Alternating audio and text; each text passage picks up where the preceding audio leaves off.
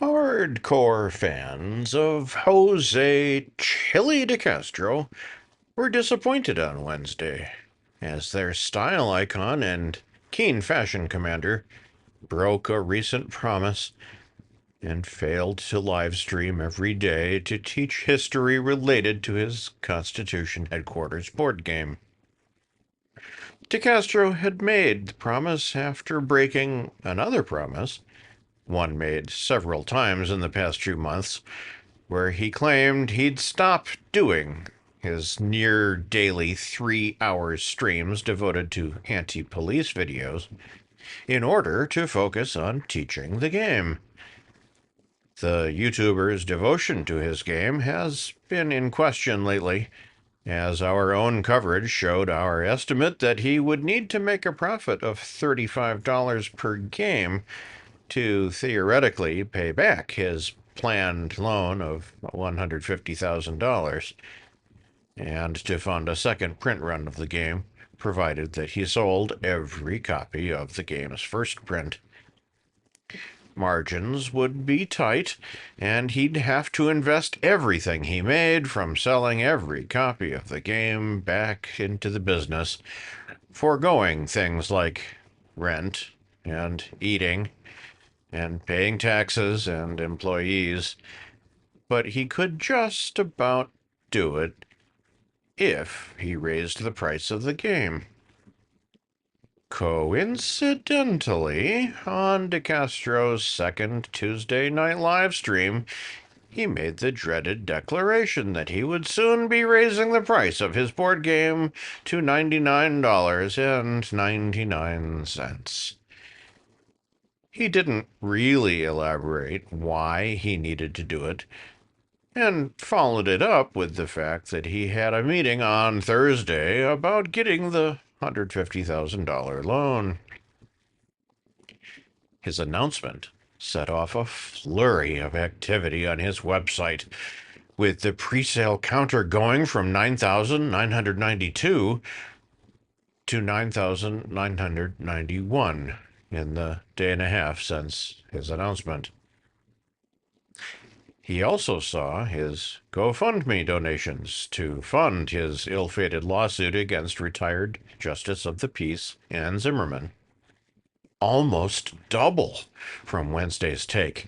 He made $20 in yesterday's reporting, coming in fourth for the day. He almost doubled it in today's report, winning the day for Wednesday with a $35 take and beating out Long Island Audit's Support the Fight Against Tyranny and Corruption campaign, which took in $25. DeCastro has now reached 30% of his goal of $5,000, though he now says he needs $6,000 to fund his purchase of a year's subscription to Westlaw AI. The YouTuber also posted on his YouTube community page that he had heard a rumor that his trifold product was featured on Joe Rogan's blog recently. He asked his fans to find the segment as he could not find it himself, and seemed to think that Rogan may have unofficially endorsed his product. One way DeCastro would have known if Rogan had indeed endorsed or even featured his product would be a wave of sales, as being mentioned on Rogan's controversial but popular podcast would have meant a huge spike in sales across the board on his website. With DeCastro's most recent live streams complaining that he is only giving away his trifold product at his point, giving out 25 copies of his product instead of making sales off of them, it doesn't look like it's the case. Breaking it down, a positive mention on Joe Rogan's show would mean that he would have a huge spike in sales, and the world would be great. A negative mention on Joe Rogan's show would mean a possible lawsuit and the possibility of go-away money with the threat of a lawsuit unless Rogan retracted his statements. In either case, DeCastro would have a huge spike in viewers to his podcast, and he'd know for sure if something happened to reflect a mention on what tends to be the world's most popular podcast.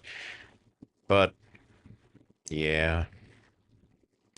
DeCastro has court again later today for his California Superior Court lawsuit against Kate Peter, Team Skeptic, Daniel Clement, and Michael Blue Bacon Pierattini. His hearings are listed as follows. May 29th at 8:30 a.m. in Department O at 1725 Main Street, Santa Monica, California.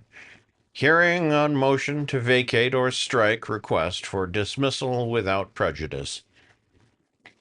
Also May 29th at 8:30 a.m. Trial setting conference. Also at 8:30 a.m. Hearing on motion for summary judgment. And also at 8:30 a.m., hearing on motion for sanctions. Michael Pierattini did not accept DeCastro's latest attempts to coerce him into allowing DeCastro to dismiss this version of the lawsuit with prejudice, which is a shocking new update. Though DeCastro tried hard to make it happen, he offered Pierattini the promise that he'd never, ever, ever, never sue him again for this set of charges. Pierattini would have to agree to never talk about DeCastro again in public, to drop all court sanctions against DeCastro, currently to the tune of nearly $10,000, and agree to keep all of financial debt incurred from defending himself over the past 2 years and not make DeCastro pay his legal fees. Pierattini countered, unofficially at least, with public statements that the statute of limitations on DeCastro's claims is soon to run out, and he'd rather have the current case dismissed with prejudice, see DeCastro pay him the sanctions, and DeCastro be on the hook for his legal fees. As we've laid out, DeCastro is facing a hearing on a motion for summary judgment and motions for possibly terminating sanctions later today. Both could end his case today, though if he survives them, the conference to set a trial date is also scheduled, where DeCastro will have to face the ultimate hardship, proving any of his claims against Pierattini in court. Finally, DeCastro got some good news this week, as the unofficial support DeleteLawZ from the Tyranny He Fights GoFundMe campaign has apparently been removed by the platform. The unofficial campaign took in $396 in the year we've followed it, and last saw a donation in January. The campaign held the distinction of being the only DeCastro-themed campaign to make money in the past 6 months, until his recent opening of his GoFundMe to sue Justice of the Peace Zimmerman.